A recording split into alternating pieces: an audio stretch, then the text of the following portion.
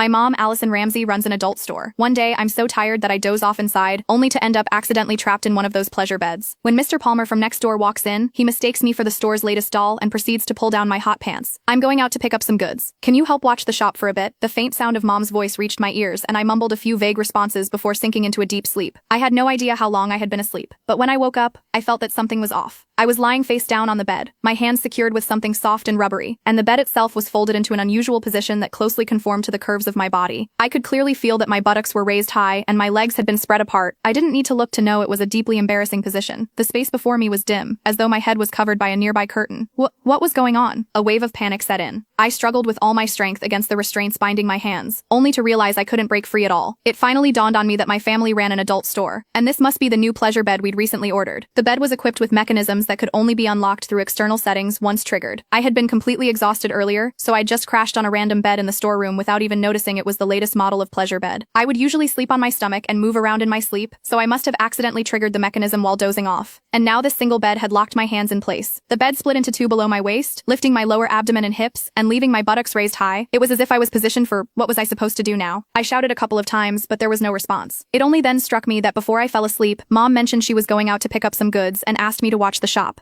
Hey, Allison. Just then I suddenly heard the voice of Mr. Palmer, a customer, coming from the doorway, and it was getting closer. Oh no, Mom did say Mr. Palmer would come by later to settle the bill. Panic surged through me. I struggled desperately, only to find that while the restraints looked soft, there was no way to break free. Where's everyone? I thought I told them I'd come by to settle the bill today. Mr. Palmer's voice drew closer and closer until it sounded just a few steps away. Frozen in this embarrassing position, I felt my face flush crimson, and in my panic, I froze completely, not daring to move a muscle. Is this a new doll that just arrived? Mr. Palmer's words sent my heart leaping into my throat. The next second, I felt a pair of warm, dry hands land on my thigh. They then slowly slid upward until they were inside my hot pants. The weather was sweltering, and when sleeping at home, I naturally dressed lightly. Thus, my hot pants were barely long enough to cover my buttocks. The texture feels pretty good. It's quite realistic and even warm, Mr. Palmer remarked as he fondled me. The bizarre sensation made me clench my teeth, too afraid to make a sound. If anyone were to discover I was being mistaken for a doll, it would be over for me. But then, to my horror, I felt those hands beginning to tug at the waistband of my hot pants. Hot pants were naturally very short, and for comfort while sleeping, I hadn't even fastened the waistband. In fact, they could practically be slipped off with just a gentle tug. I didn't expect it to feel so real.